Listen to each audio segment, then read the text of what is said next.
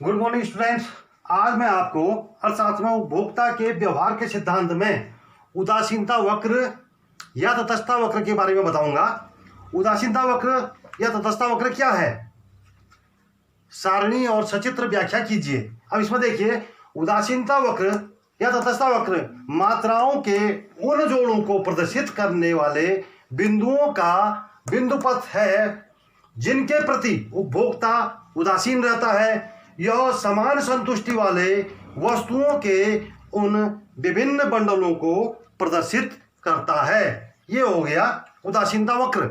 अब देखो, सारणी की सहायता से देखो, सबसे पहले तो आपको यह जानना चाहिए उपयोगिता क्या होती है। उपयोगिता एक अमूर्त है जो दिखाई नहीं पड़ती है, केवल महसूस की जा सकती है। अब हमने इसके विभिन्न संयोग बनाए हैं उदासीनता वक्र में।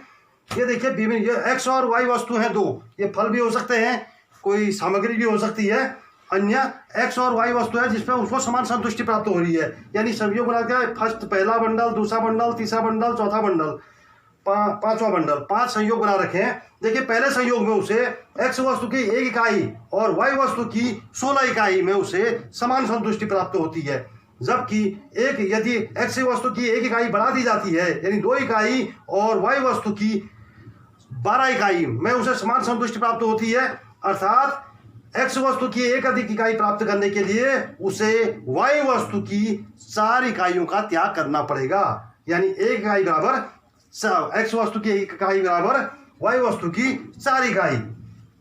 इसी प्रकार तीसरी स्टेज में देखिए, या तीसरा बंडल देखिए, एक्स वस्तु की 3 इकाई और वाई वस्तु की 9 इकाइयों में उससे समान संतुष्टि प्राप्त होती है। इसका जो प्रतिस्थापन की दर है, सीमांत प्रतिस्थापन की दर 3 बराबर 1 है। यानी एक्स वस्तु की 1 इकाई का जो दर प्राप्त होती है उसे वाई वस्तु की 3 इकाइयों का त्याग करना पड़ेगा उसे।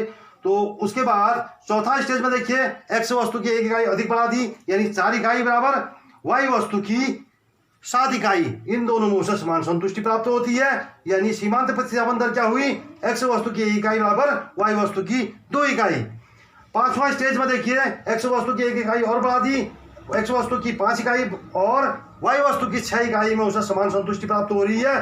प्रतिस्थापन की दर क्या है, एक्स वस्तु की 1 इकाई बराबर वाई वस्तु की 1 इकाई।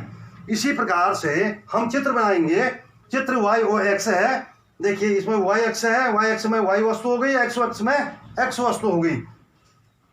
अब देखिए, सबसे पहले देखो, पहले वाला जो चित्र बना है कि एक्स वस्तु की 1 इकाई और वाई वस्तु की 16 इकाई उसे बराबर संतुष्टि दे रही है, तो पहला बिंदु हमने यहां करा।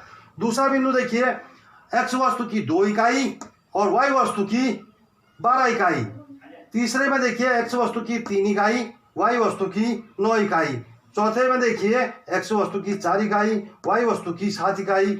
और पांचवें में एक्स वस्तु की 5 इकाई और वाई वस्तु की 6 इकाई में उसे समान संतुष्टि होती है। इन बिंदुओं को मिलाने वाला बिंदुपथ सीमांत उदासीनता वक्र रेखा कहलाता है। अब इन सारणी और चित्र की सहायता से हमें क्या पता चला, सारणी और चित्र के अनुसार हमें यह मालूम चला कि दो वस्तुओं के मध्य प्रतिस्थापन की दर घटती हुई दर से प्राप्त होती है। इसी प्रकार से देखो, हमारे एक प्रश्न से ही कई प्रश्न हल हो जाते हैं। सीमांत प्रतिस्थापन दर से आप क्या समझते हैं, सारणी और सचित्र समझाइए, आपको यही लिखना है। लेकिन चित्र सारणी भी यही बननी है, सिर्फ इसमें क्या बदल जाएगा, यहां पर आपको केवल अनुपात कर देना है, 3:1, 2:1, 1:1, बाकी सब वही रहेगा। उसी के अनुसार आपको चित्र बनाना है। इनको आप चित्र में इनको आप मिला देंगे लाइनों को, तो इस प्रकार से यह सीमांत प्रतिस्थापन दर बन जाएगी। यह हमारी है आईसी लाइन। आईसी का मतलब हुआ इनडिफरेंट कर्व, यानी उदासीनता वक्र। यह सीमांत प्रतिस्थापन दर है, यह IC1। इसी प्रकार से जैसे हमने इसको जोड़ा, देखिए, पहले में इकाई, पहले में यहाँ एक और 16 इनको मिला दिया। फिर दूसरे में 2 और 12 है, 2 और 12। इसी प्रकार से हम पूरा चित्र बना देंगे। इसी की सहायता से देखो, यही चित्र है, यही सारणी है। इन्हीं के आधार पर हम अनधिमान तटस्थता वक्र की सहायता से उपभोक्ता संतुलन की व्याख्या भी कर सकते हैं। सचित्र, उसमें भी आपको यही लिखना है।